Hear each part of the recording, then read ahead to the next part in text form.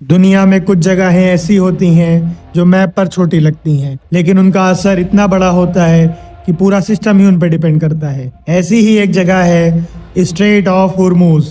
ये कोई famous city नहीं, ना कोई टूरिस्ट स्पॉट, लेकिन अगर एक दिन के लिए रुक जाए तो दुनिया की इकोनॉमी हिला सकता है। दुनिया का लमसम 20% ऑयल इसी एक पतले से रास्ते से गुजरता है। मिडिल ईस्ट का हर कॉन्फ्लिक्ट, हर टेंशन यहीं आके रुकता है। मिडिल ईस्ट, जिसे दुनिया की एनर्जी का हब माना जाता है, इसी के बीच एक पतला सा रास्ता है स्ट्रेट ऑफ हुर्मुज, जिसके एक तरफ ईरान और दूसरी तरफ ओमान है। सिर्फ 33 किलोमीटर चौड़ी, पर असर इसका पूरी दुनिया पर रहता है।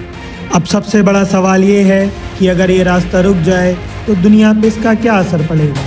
हर दिन लगभग 20 से 21 मिलियन बैरल ऑयल, दुनिया का लमसम 20% ऑयल इसी रास्ते से गुजरता है। Saudi Arabia, Iraq, Kuwait, UAE, Qatar और ईरान, ये सभी देश अपना ऑयल इसी रास्ते से बाहर भेजते हैं, क्योंकि यही एक रास्ता है जो गल्फ को पूरी दुनिया से कनेक्ट करता है। 2026 में स्ट्रेट ऑफ हुर्मुज अब सिर्फ एक सी रूट नहीं रहा, ये एक एक्टिव जियोपॉलिटिकल कॉन्फ्लिक्ट जोन बन चुका है। फरवरी 2026 के बाद मिडिल ईस्ट में मिलिट्री एस्केलेशन बढ़ने लगा। उसके बाद यूएसए और ईरान में टेंशन डायरेक्ट कन्फ्रंटेशन तक पहुंच गया। ईरान ने गल्फ रीजन पर कुछ कॉमर्शियल शिप्स पर रिस्ट्रिक्शन लगाई।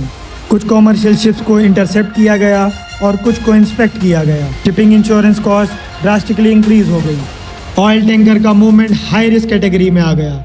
रिजल्ट ये हुआ, स्ट्रेट ऑफ हुर्मुज से ऑयल फ्लो डिस्टर्ब होने लगा और ग्लोबल एनर्जी मार्केट में इनस्टेबिलिटी क्रिएट हो गई। यूएस ने ईरान के एक्शन को इंटरनेशनल शिपिंग के लिए डायरेक्ट थ्रेट डिक्लेयर किया।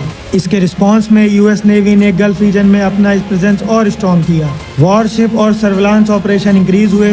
साथ ही साथ यूएस के यूएसएस इब्राहिम लिंकन को भी वहां तैनात किया गया। सिचुएशन अब डिप्लोमेसी से बढ़कर मिलिट्री स्टैंड ऑफ बन चुकी है।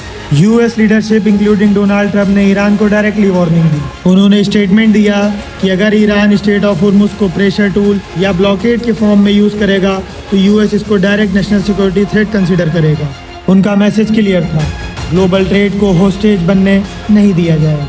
लेकिन ईरान ने अपना स्टांस और स्ट्रॉन्ग कर लिया। ईरान का कहना है स्ट्रेट ऑफ हुर्मुज उसकी नेशनल सिक्योरिटी से डायरेक्ट लिंक है। एक्सटर्नल प्रेशर के रिस्पॉन्स में वो अपनी स्ट्रेटजी चेंज कर सकता है। ईरान रिपीटेडली वार्न कर चुका है कि अगर उसकी इकोनॉमी या एक्सपोर्ट को ब्लॉक किया गया तो गल्फ रीजन की स्टेबिलिटी भी कोलैप्स हो सकती है। स्ट्रेट ऑफ हुर्मुज की हिस्ट्री हमेशा से ही टेंशन भरी रही है। 1980 में ईरान और इराक के बीच एक टैंकर वॉर छिड़ा। दोनों ही कंट्री ने एक दूसरे के ऑयल टैंकर को टारगेट किया। सी रूट्स अनसेफ हो गए, इंश्योरेंस कॉस्ट शार्पली बढ़ गई। As a result global oil prices unstable हो गए। 2012 ग्लोबल सैंक्शन के रिस्पॉन्स में ईरान ने ओपनली कहा अगर प्रेशर कंटिन्यू रहा तो स्ट्रेट ऑफ हुर्मुज को ब्लॉक किया जा सकता है। इस स्टेटमेंट ने ही ऑयल मार्केट्स को शेक कर दिया। 2019 गल्फ ऑफ ओमान और स्ट्रेट ऑफ हुर्मुज के पास कई ऑयल टैंकर पर अटैक हुए। कुछ शिप डैमेज हुई, शिपिंग कंपनीज में पैनिक स्प्रेड हो गया। यूएस ने ईरान को ब्लेम किया, ईरान ने डिनाई किया। इस क्राइसिस ने global shipping insurance record level तक पहुंचा दिया।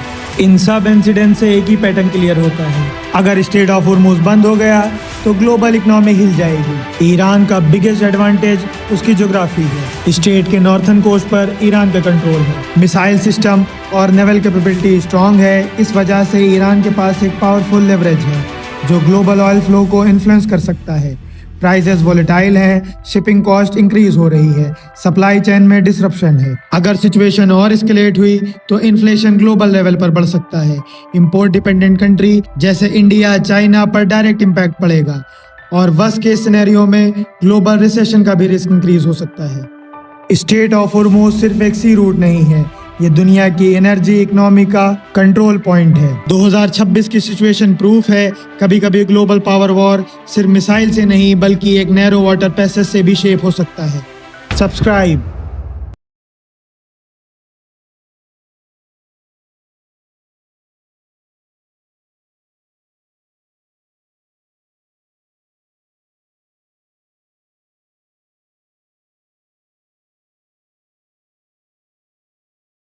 सब्सक्राइब।